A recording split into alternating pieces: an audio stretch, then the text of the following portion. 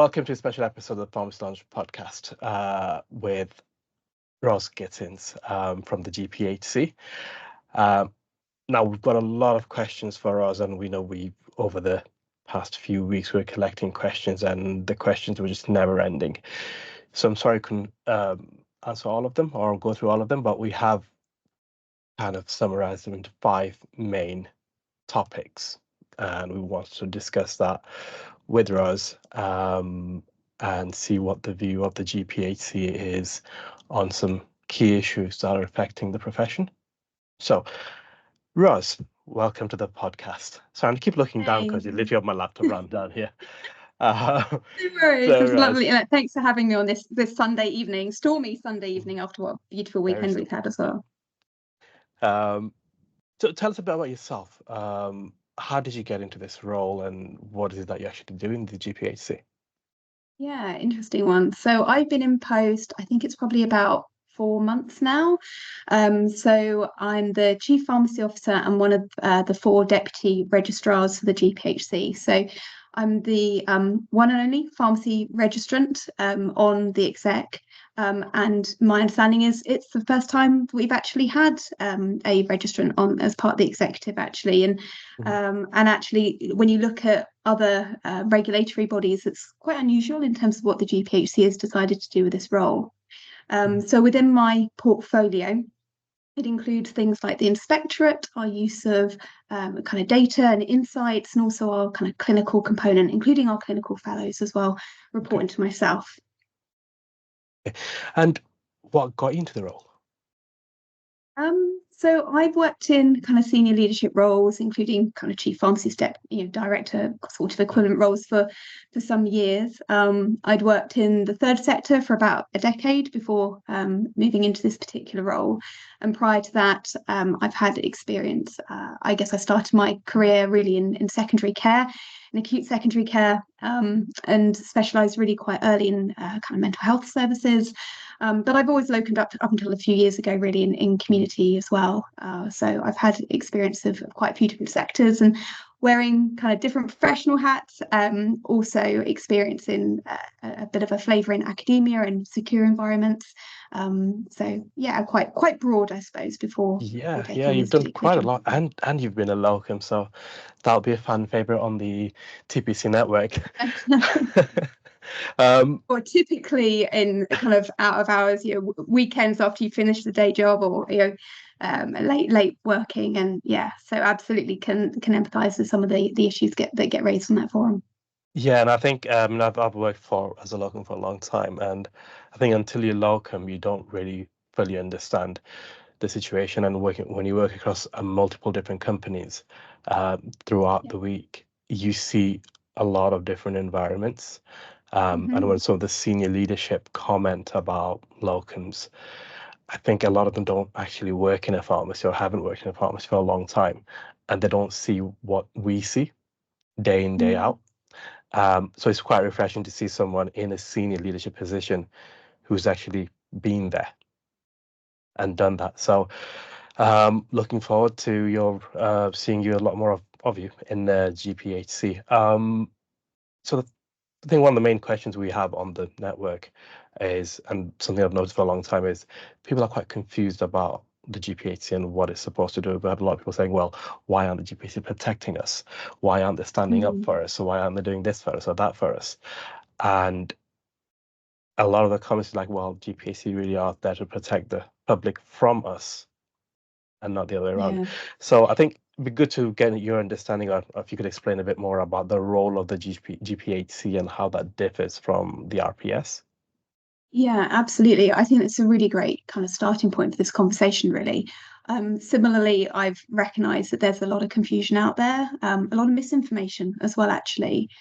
And I think there's something, so I guess we go back a good few years now, back to 2010, the regulatory function and the professional leadership function kind of divided back in 2010. So, and then that's where the GPhC, so General Pharmaceutical Council, came into existence as the regulator, and the Royal Pharmaceutical Society as one of the professional leadership bodies.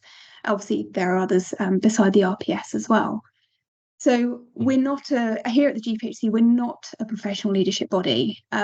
So we don't represent the interests of pharmacy professionals per se. We're also not a trade union, and nor are we a commissioner that's responsible for things like community pharmacy contracts or indeed regulation of medicines. So I suppose you could view our kind of role is more around representing the kind of public view, really. And we aim to provide assurance that pharmacies and pharmacy professionals and things like the courses that we accredit are doing what they need to be. And I use that term broadly in terms of pharmacy professionals, but I mean specifically pharmacists and pharmacy technicians that we regulate. We cover across Great Britain, so that's England as well as Wales and Scotland. But I think it's also important to kind of highlight that we're independent from government and those that we regulate. So hopefully quite a distinct kind of difference, really. Yeah, I think that kind of explains what the GPhC does for, hopefully it will clarify a lot of the misconceptions and misunderstandings about what the GPhC does. But I think one of the key questions that a lot of our members have on the Telegram network, the TBC network, is the staffing levels is the major issue. And with GPhC's role in protecting the public, they would see setting a minimum standard or a minimum number of staff in a pharmacy as being a health and safety, well, as being a safety issue for the public, because having a safe number of staff in the pharmacy means there's less likely to be errors in dispensing, and the pharmacy will be a lot more free to do their work without any distraction. What would you say to that, and whether GPhC can do something about this? Yeah, I mean, staffing isn't just an issue in pharmacy. We see that across healthcare. But I think just to really recognise, we know that that's a pressure. To be honest, I can't see it pressure. It's a pressure that's going to suddenly magically improve overnight either. But I think to acknowledge that is really important. And I'm really aware of my kind of colleagues working in community pharmacy are acutely feeling that. I think that's both from a registrant as well as from a contractor kind of perspective. So I think in line with a lot of the national drivers that are going on at the moment, including the NHS long-term plan, we know we need to continue working with education and training providers to increase our numbers. So that's through things like OSPAPs, that's the overseas qualification routes, and just creating more opportunities for people to be able to study pharmacy. I mentioned earlier, we're not just interested in pharmacists, it's also pharmacy technicians as well. And so there's a role there for the GPhC also in assuring the quality of education and training that's available. And I guess the hope really is that it continues to allow pharmacists to have time to do things like, if we're getting more people kind of working in this space, to be able to do, from a pharmacist perspective, maybe more time to prescribe or offer other kind of more clinical patient-facing services, whilst pharmacy technicians also can better utilise their skill sets as well. Now, I think there's that really important point that you've raised about setting of minimum staffing levels. And you know what? I think that's really difficult. I've certainly previously felt that maybe there should be something. I kind of mentioned that experience of locoming, particularly out of hours. But actually, I think doing so may not actually be as helpful as we think it might be. I've certainly changed my views on it over the years. So, for example, if we were to write down a precise kind of minimum staffing level, I think the risk is that document, because of course we'd have to consult really widely on it, or indeed that may not even be for the GPhC to do, perhaps a professional leadership body may be a better place to do it. But I think the challenge is that as soon as you produce that document, it may quickly become outdated. We know we've got things like digital interventions, the hub and spoke kind of delivery models and services. It just may not, any document just may not be able to keep up with the developments that are happening. And I think it's also going to be really unique to each pharmacy, because how each premises is configured, the types of activities that are offered, just may need further bespoking. And I think the challenge is that those minimum levels may also fluctuate depending on, the working week, the time of day, and what sort of staff you've got available. Have you got ACTs? Are they counter staff? Or even if we were to say minimum level of pharmacists, even within our own profession or within our own sector, we may actually vary in terms of our level of confidence or competence, or the sort of services we may be able to provide. So I don't think it's as easy or simple as saying the pharmacy issues, I know X amount of items a month and therefore needs X amount of staff. I think it's going to be far more complex than that. And also, what we wouldn't want to do is to disempower in any way pharmacists, or I say pharmacists, particularly responsible pharmacists, being able to make that judgment call about saying that, in terms of the staff that they feel they need to have available in order to provide those safe services really for patients. I think one of the things though that comes up that I guess which drives this question really being asked is often around things like the closures occurring sometimes, community pharmacy closures, and allegedly sometimes because stores not being able to find for pharmacists. And we also know that sometimes relates to how much pharmacists are being paid. But as I previously mentioned, we're not a union. We don't manage pharmacy contracts, which places us in kind of a potentially a challenging situation. But where we are able to take action, and where I think it is within our remit to do so, as you said, exactly that point where there are significant patient safety concerns. So what we do as an example of this is, in terms of staffing levels, is as part of our inspection process. So there are things that I think, as no organisation is perfect, and I think we're continuing to learn and develop what we're doing. An example of that is, at the moment, we're looking at how we can better kind of capture staffing issues better within our inspection reports. So where we are reporting on it, to make sure that actually we're giving a better rationale, we're more clearly articulating why standards were met or why they weren't. And we do continue to have discussions with key stakeholders. So where we know there are specific concerns, raising those with the superintendents directly. I think a recent example, sort of only been in post a couple of months, but that has been whilst Pharmacy First has been launched. So we also continue to have that open dialogue with other organisations, and that does include NHS England, the MPA, PDA, to be able to hear some of that kind of intel or more formal concerns, to see what where our place is, whilst being mindful as to what our remit is and what we can and can't do.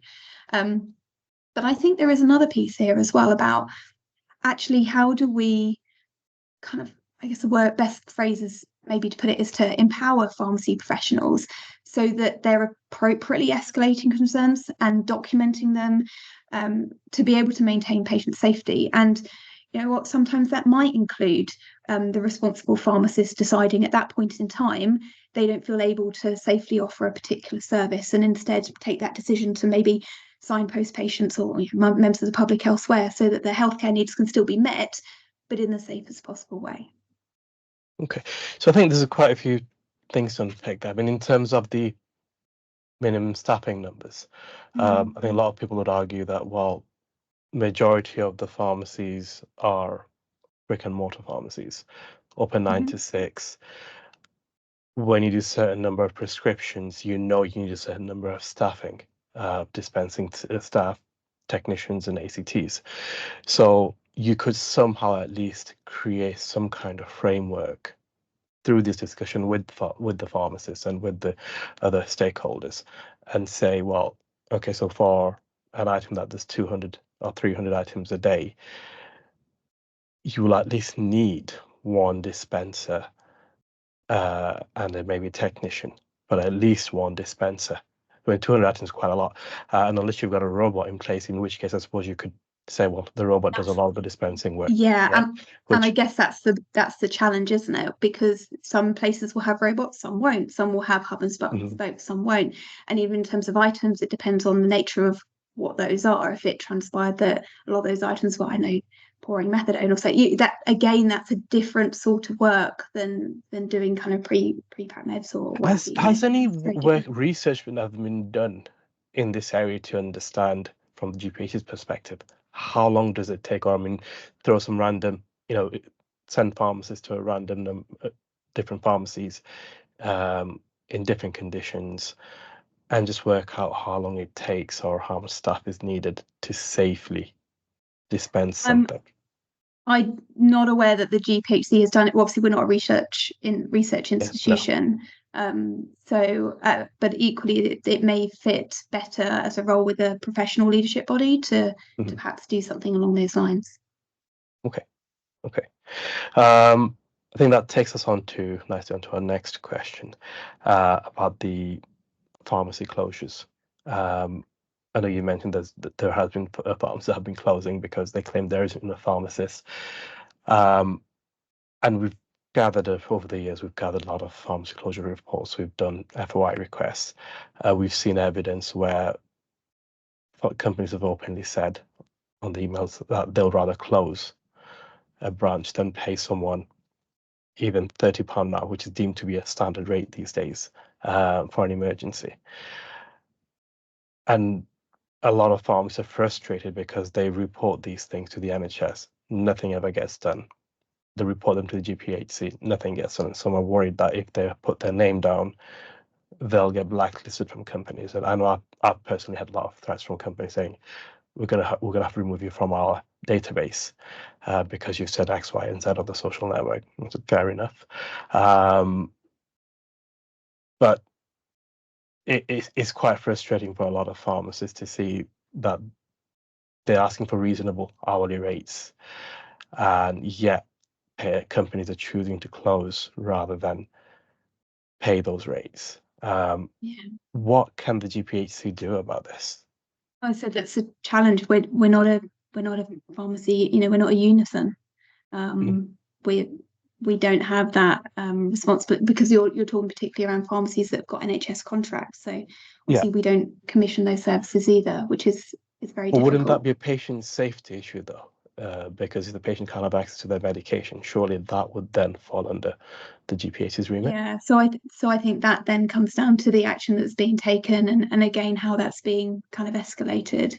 And I suppose that as with any kind of like whistleblowing concern or what have you, part of the challenge we have sometimes is that being actually us being notified, again assuming that is the most appropriate action. It does depend on the situation.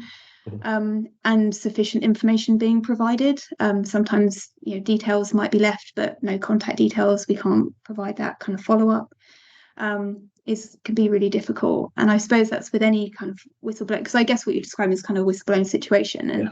And obviously there can be other situations that arise as well in terms of concern, maybe other patient safety issues. But making sure that the pharmacists are following the process within that organisation and being familiar with whistleblowing policy, for example, and making sure that again they're documenting those concerns when they're appropriately raising matters, not just posting something on social media, but actually following a due process is really important. And also when those part of the challenge I think we have from a GPhC perspective is sometimes there's a perception that we're not doing anything, where actually what we're having to do is perhaps build up that intelligence, and bear in mind there are legal processes at play here as well, that sometimes we can't openly share information or details about what we may or may not be doing or other organisations we may be liaising with. And I think it's important to acknowledge that sometimes that takes time, and also appreciate that can be viewed as, like you've described, really frustrating because it looks like we're not doing something and how that may well leave them feeling when actually that may not be the case. So I think that's part of the other challenging dynamic. As I said, what is within our gift, what is within our remit to do and what isn't, but also what we're then doing with the information we receive. But if it is felt appropriate to notify GPhC in these particular whistleblowing situations, to be able to provide information in sufficient detail, including things like contact details, so we can get back to people if that's going to be required, I think is really, really important. And I know over the years we've emphasised to pharmacy professionals through like standards and guidance that they've got that professional responsibility to speak up if they've got significant concerns about patient safety. And we do publish an annual report about actions that we've taken in response to whistleblowing. I believe the report's on our website. It's called something like Whistleblowing Disclosures Report. I think 2023 would have been, because it's an annual thing, would have been our latest. And I think in that report, and now the communications, it's just been really clear around ensuring that we're transparent about how we handle disclosures and highlight the action that we've taken about the issues to hopefully raise confidence among whistleblowers that disclosures being taken seriously. And there probably is actually more we can do. A bit like as we started the conversation around, well, actually, what is the role and remit of GPhC? Actually, maybe there is more that we could do to maybe share more openly, because our teams work really, really hard. And so much of that goes unseen. So there is perhaps a piece that I'll be endeavouring to do maybe over the next year or so or ongoing to raise awareness and maybe to get that kind of two-way communication a bit better. Maybe there is something there that we can build on maybe. Yeah, so I think from the conversations I've had with the locums on our network, it's like they feel that even if anonymously, or even if they do give their details to the GPhC and wish to remain anonymous, that their names will come up on any report and the employers will find out. So is there a way to allay those fears among the pharmacists where they can report something anonymously, put their details on, and be absolutely sure that their names and their details won't be shared with the employers? So yes, there is, but I think there's also a context as to what it is that's being raised, and if we get to the point of enforcement action, or kind of fitness to practice action, or witnesses being given, obviously that's further down the stage than the initial reporting. There will be a context for that, and I think there is sometimes when here, obviously there's a variety of reasons as to why things like our fitness to practice hearings may take longer than any of us would wish them to. They can be delayed for a multitude of reasons, or not progress for a multitude of reasons. And sometimes that does include that individuals may decide to either not give evidence or rescind their evidence, or whatever that can look like. So that does make things more challenging for us to be able to take the action that perhaps people would like us to for that issue as well. Okay, I think that makes sense. I think, yeah, we do need people to speak up a lot more about a lot of these issues that they see in the community. I think rather than just complaining or talking about on social media, which I think a lot of people do it for that support that they get from their peers, we need a lot more action than just sharing the concerns on social media, expecting someone else will maybe deal with it. So I think anyone who's listening, I would say, if you're concerned about anything at the pharmacy, if you're seeing the pharmacy constantly closing when they can hire someone, or if there's dangerously understaffed, and you're not getting the support that you need, and you've raised with your superintendent, then speak to the GPhC, and I've had conversations with them in the past, and they are very helpful. So I'd say give them a call, have a chat with the inspectors, and maybe they can guide you in the right way as well. Yeah, absolutely. And that's that's certainly feedback that I've had from others as well. And that's been particularly from our inspectorate colleagues who are out and about, and often will be familiar with premises and often the staff working in them. And there definitely is that kind of two-way dialogue. But I guess maybe this comes back to the perception thing around the GPhC being like, I know, the big bad wolf, or however, there's probably a better way of framing that. But to say that we will hear those concerns and appropriately respond to them, but we need to be able to hear them. And I think there is still that piece, though, about empowering individuals to be able to speak up. I think will remain a really important part of that. But also, like I said, make sure that that's being done in an appropriate way, and also to document it too. Especially if that ends up being relied on later, I think is a really important part of that. Yeah, I think documentation is probably key. If you're working in a pharmacy day in, day out, and you see some issues, you really, really should have your own and make a note of everything that happens. Whatever you see you think is dangerous and is putting your patients at risk, putting yourself at risk, or your staff members at risk, make a note of it. And especially when you report these things, report it to the superintendent, copying the GPhC, copying the PD and a PDA if you're insured with the PDA. copy them in as well. I think having that backup there really helps to show that you've done your best. You've done the professional duty of raising the concern and reporting to the right individuals. And also you've let people know who can follow it through. I think one I thing think there's also something around having the support in that situation, especially if maybe you haven't been qualified for as long, or maybe it's the first time you've kind of come across this situation. There is something about how do you get that support or connecting with peers who may well be more experienced or have experience, of going through those processes, and making sure you're linking in with that. I think is, knowing where you're going to find that support from is really important, because it can feel sometimes quite isolating, perhaps, in these situations, and even more so as a locum, I think, particularly in that community environment.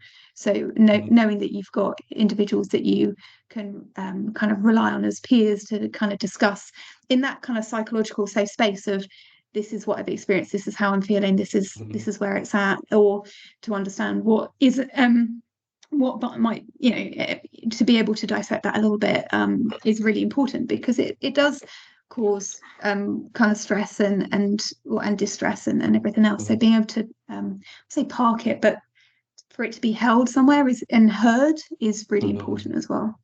Yeah, absolutely. And hopefully, if you're listening and you've been in that situation, do reach out to us. We're always available on TPC Network. Roz is on there as well, quite active recently. And she's been great at, to be honest, on the network. Give a lot of information to anyone who's asked any questions, and she'll go out of her way to support any concerns that people raise. So get on the network and ask any questions that you have. If you're stuck, you're in a situation that you think is too difficult to deal with alone, just give me a call or message me, and I'll put you in touch with the right people. And there's Roz as well, who can always help.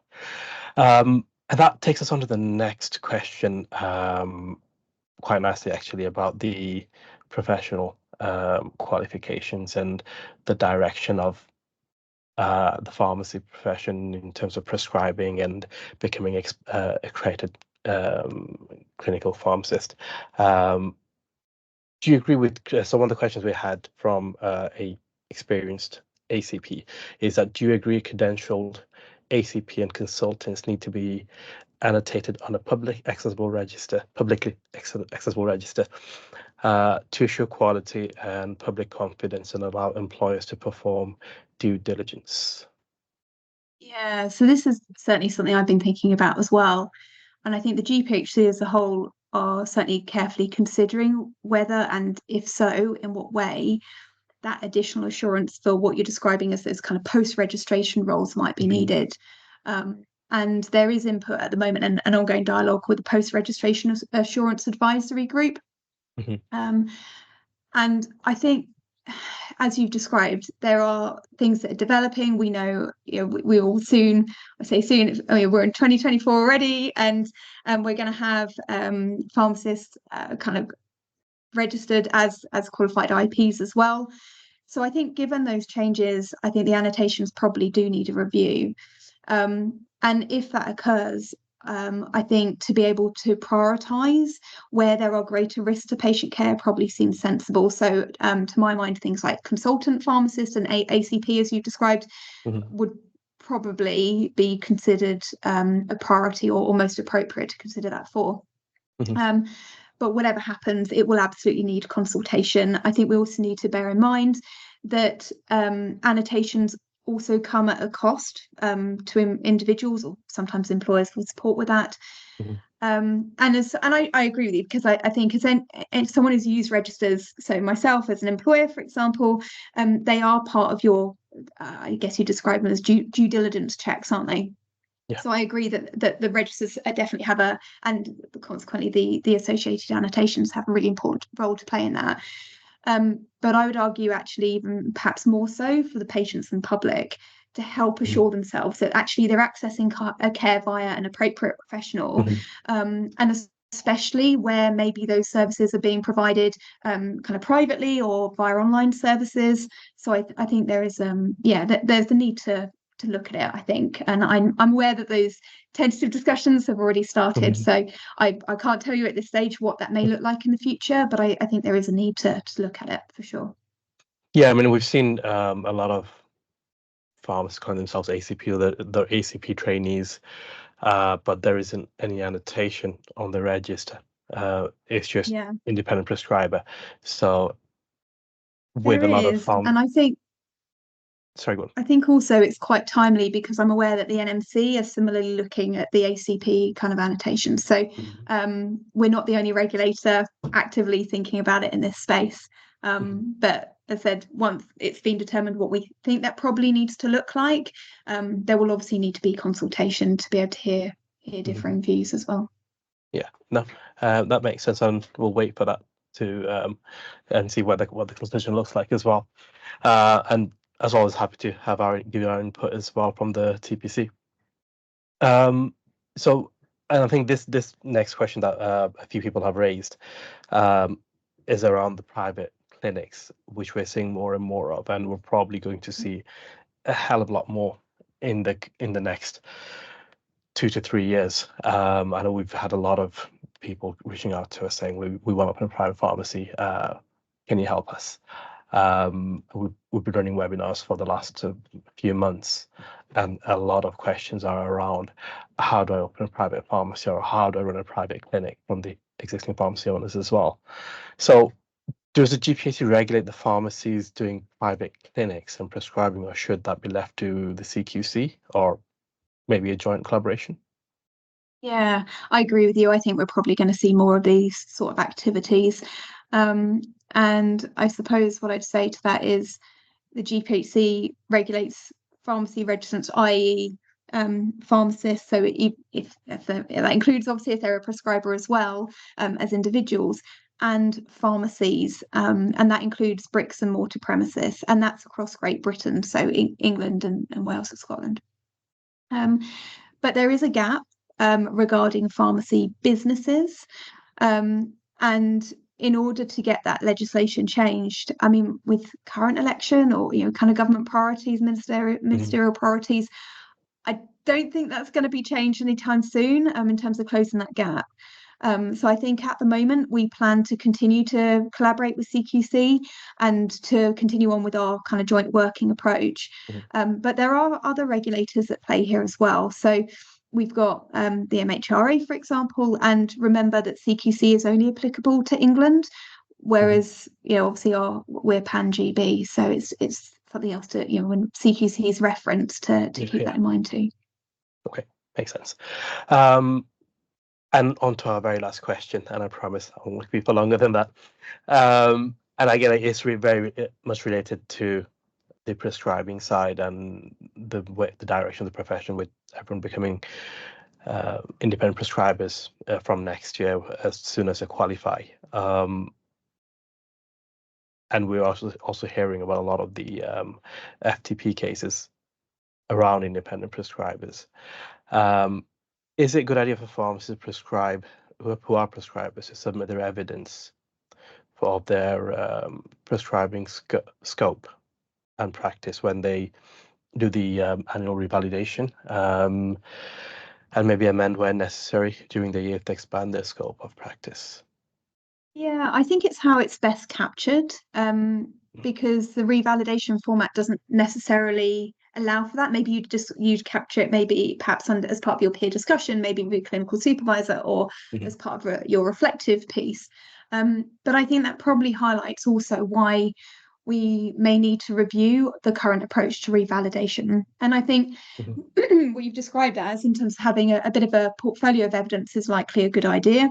Yeah. But I think that also depends on the setting that the person's working in, the role that they're doing, without creating more need for extra documents, making things too bureaucratic, because people are busy enough anyway, so it needs to be pragmatic, I think.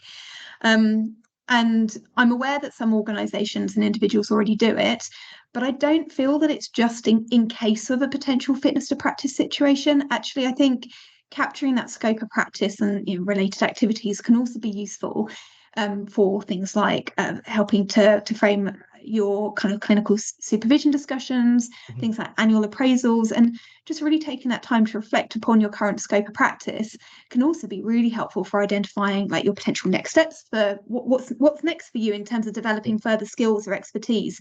So I'd view it as maybe serving a more positive purpose as well, maybe. Yeah, no, I think I'm planning on going to my do my IP course soon as well, and it's something I've been thinking about. How are we, the independent prescribers, or when I become one, our work could be very different to the normal community pharmacist, and so the revalidation that when we do the submission for it will hopefully reflect the different types of the work that we do. I understand from your perspective that it's probably going to be difficult because it's you've got, without adding that additional burden of doing long drawn out essays on what you've done and your new scope of learning and where you're prescribing. It's quite a difficult one to maybe put down for everyone. If you're not using your IP, then how would that impact you?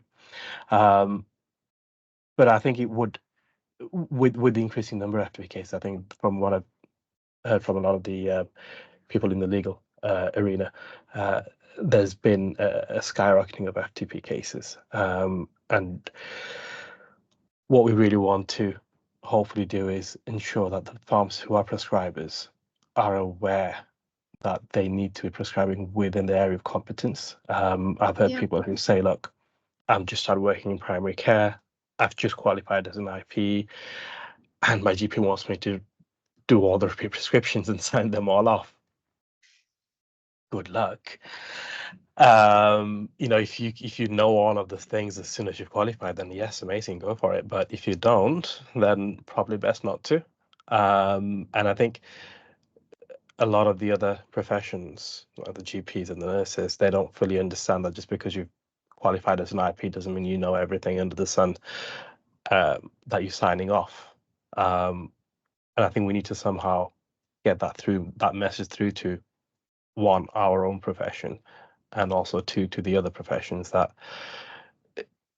being an independent prescriber is just the very minimum. You just know how to legally prescribe. It doesn't make you an expert in the area you've done your exams on.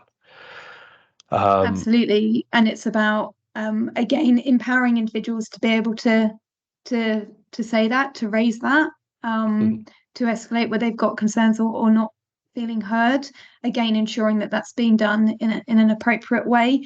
And as you say, around gradually building up all that confidence and competence. And where there have been FTP cases, obviously there's a variety of different things that can result in that, but it's things like ensuring that they've got appropriate access to the records that they need on which to be able to make an appropriate prescribing decision. And the same goes for consultation, type, use of things like questionnaires, ensuring that they're really appropriate for the clinical situation, that there's appropriate follow-up with the individual if so required, and perhaps things like consequent communication with the person's GP, or ensuring that things are being done in a safe and an appropriate way.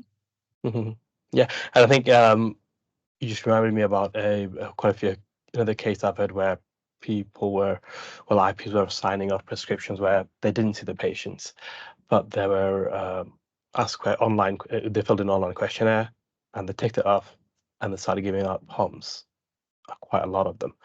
And I think the danger with all these new types of roles is that people are still not fully aware of the consequences, or not thinking about the consequences of just signing off a prescription just because their employers have asked them to do so.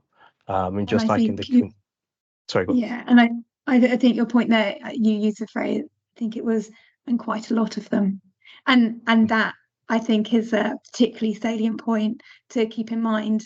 And it's not just that it's a prescription only medicine, for example.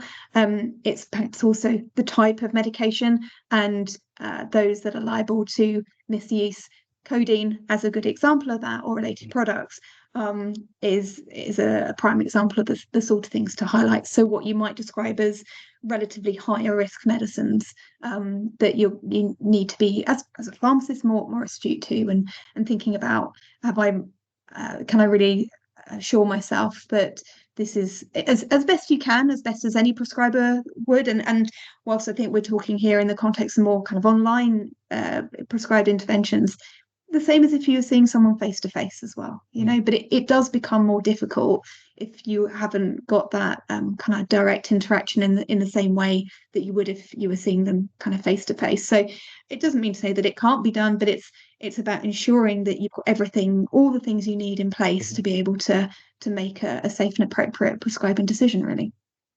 Yeah, absolutely.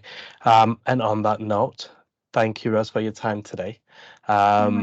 And I hope we can see you again on another episode in a few months' time, where we see how things have progressed with the profession and everything that's happening. So yes, thank you for taking time on Sunday evening. And I'll see you on the network. Thanks.